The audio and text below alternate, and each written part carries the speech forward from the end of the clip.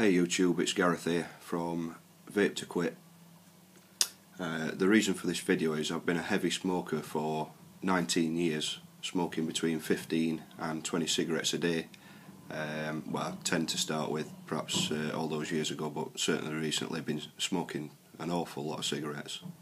And I'm not getting any younger, and I started to feel really poorly with all these cigarettes I was smoking. So I've tried the usual routes of quitting smoking, patches, nicotine gum, little plastic inhalators, that kind of thing, none of which work for me. And as soon as I get near friends who smoke or have a drink of beer, back on the cigarettes.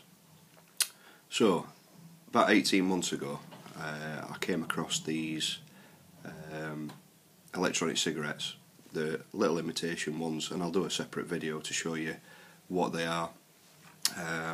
Very similar in looks to a normal cigarette, but the batteries on them are fairly useless, and there's a little Atomiser. They're not bad, they do the job, but it got me interested in it, and I've followed the route of spending quite a lot of money buying a new one of these imitation cigarettes again.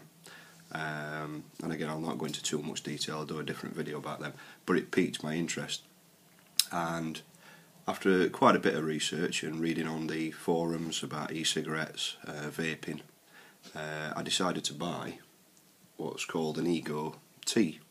The e-cig it's a brand from a company in China, and it largely refers to battery system, and there's various different attachments that go on this battery. The one I bought was an e-cig, T standing for tank, and it's made up of 3 bits. You've got your e-cig battery, that's an e-cig tank atomizer, and that's the actual tank. And all you do is fill that up with your e-juice, smoke juice, e-liquid, whatever you want to call it, and it drips it down through a little wick into the atomizer.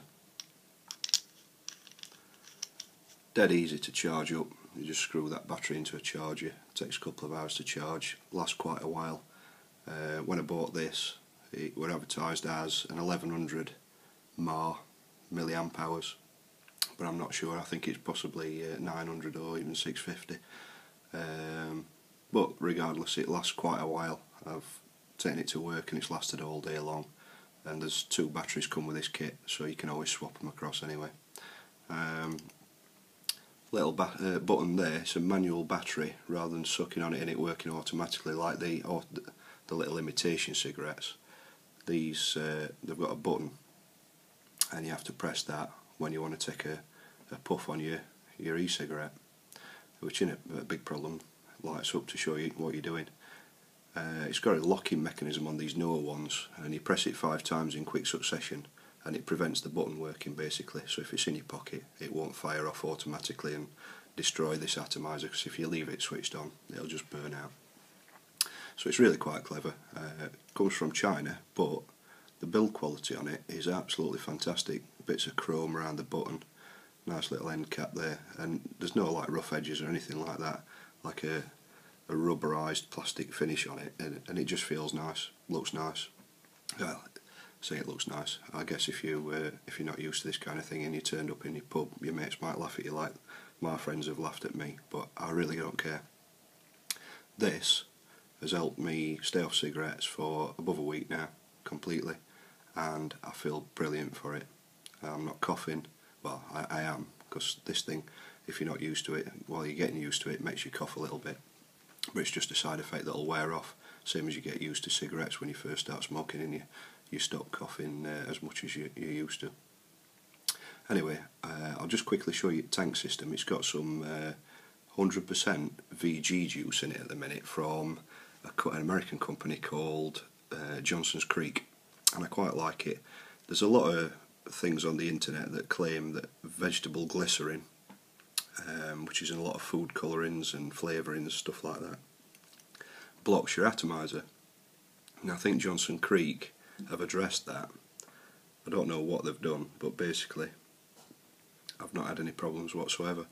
It wicks nicely, it produces lots of vapour, which vegetable glycerin based e-liquids, that's what they're renowned for. And the reason why I think they started developing vegetable glycerin e-liquids is because a lot of people are allergic to the more common form, which is PG. I think it's polyglyceride or something like that. You'll all be laughing at me, all you experienced vapors. But cut a long story short, this is a very, very nice brand of juice. It's quite expensive, but I'll show you how this works anyway.